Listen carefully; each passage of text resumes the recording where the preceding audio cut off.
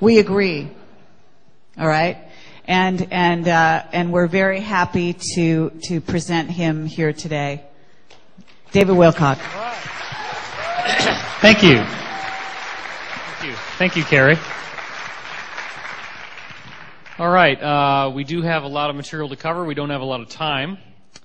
How many people here need a bathroom break, or are you ready to just keep going? Just go? All right. Now, you video guys, do you need me to wear a lavalier mic for the video recording? Or you're okay? All right. The other thing is, if you guys are doing this live streaming, can you cut back and forth between my slides and my face as it's going out live? Can you do that? Okay.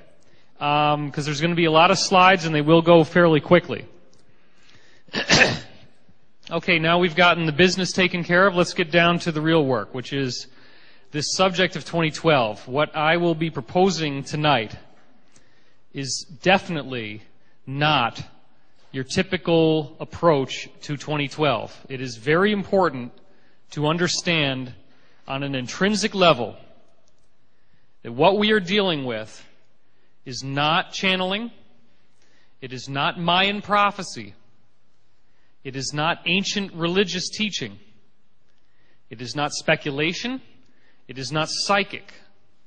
It does not require anything except the exacting measurement of the scientific process and the insight to be able to take information that has already been put out there by NASA, by mainstream scientists studying the mysteries of what it means to be a biological life form, the mysteries of the solar system, the mysteries of energy and matter, and how does matter and energy truly function. When you start looking at the hidden mysteries of science, which are already out there now, you find out that the human species is undergoing a massive evolutionary process right now, and I'm going to prove that to you. I'm going to prove to you that the nature of this evolutionary process fundamentally rewrites DNA and biological life to such an extreme that within one generation, I will show you the proof in this presentation, that a creature can give birth to something that becomes an entirely different species than the creature that it came out of the womb from. And that there is nothing more that needs to be done to create that energetic change, but to simply zap the embryo with a light wave that comes from another embryo that has the genetic pattern that you wish to transfer. The only way that this makes any sense is to begin seeing DNA as susceptible to quantum wave effects. You may have seen, most of you have probably seen 2012 Enigma, which is a video of mine I'm proud to say was #1 most viewed on Google December 1st of last year. And the reason why it got that way is because the information has rocked the internet. It has led to my getting the starring position on a sci-fi documentary coming out in November on Sci-Fi Network. It's led to Penguin contacting me to write a book based on the video, one of the biggest publishing companies out there. It's led to my working with, I'm going to say this now publicly, Jim Hart, who wrote the movie Contact with Jodie Foster. That's our screenwriter. Thank you.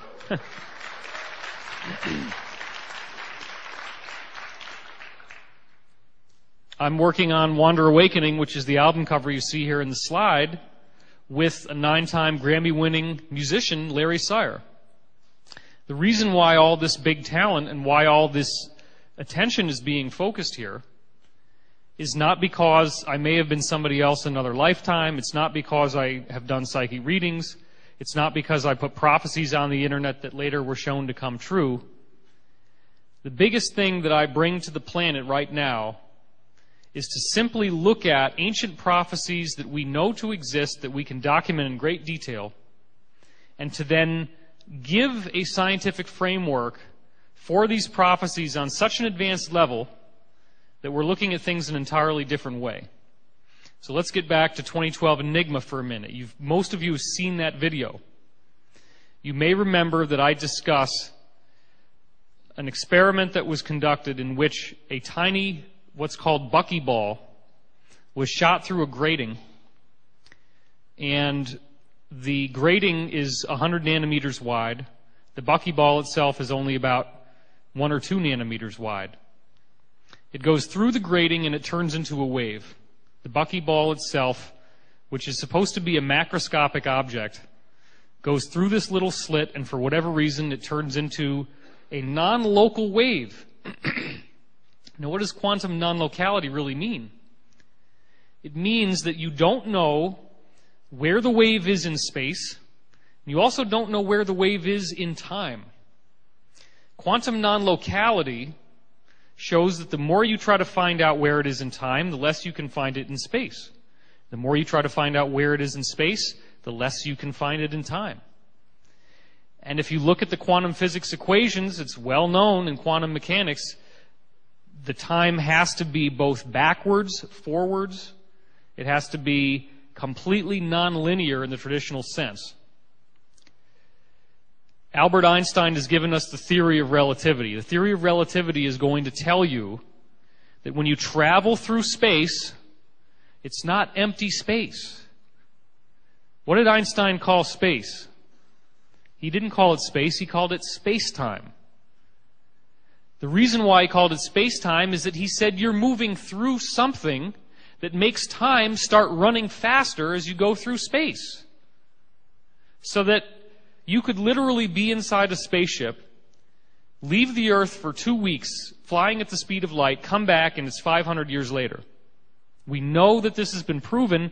It actually was done on jumbo jets flying in the highest altitude they could, where they had little watches on them, or little radioactive timekeeping devices. And they found very subtle but definite changes in the speed of time just based on the velocity of a jet going around Earth orbit.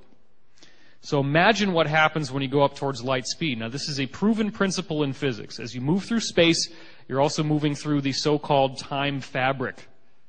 The space-time fabric, as Einstein called it. There was a mistake that Einstein made in his scientific understanding of space-time. And it may be a mistake, or it may be that he figured it out and he didn't want to talk about what he discovered. In the Einstein relativity theory, it is assumed that the only direction you can move is into the future. That space-time, the time dimension, is only one-dimensional. But we actually now know from the physics of Dewey-Larson, which you'll also see on my 2012 Enigma video, that the whole way that the quantum world is being built is that there is a domain in which time, as we think of it, is three-dimensional, and space, as we think of it, is one-dimensional.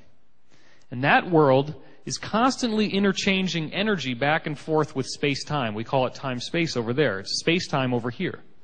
So this time-space realm over there is sending energy into space-time and is pinging back and forth, and that's what creates matter.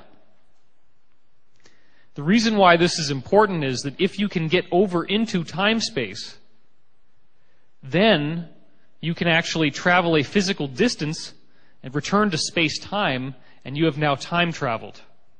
And it's not just the future. You can actually travel into the past. If you're traveling in the direction that the Earth is rotating,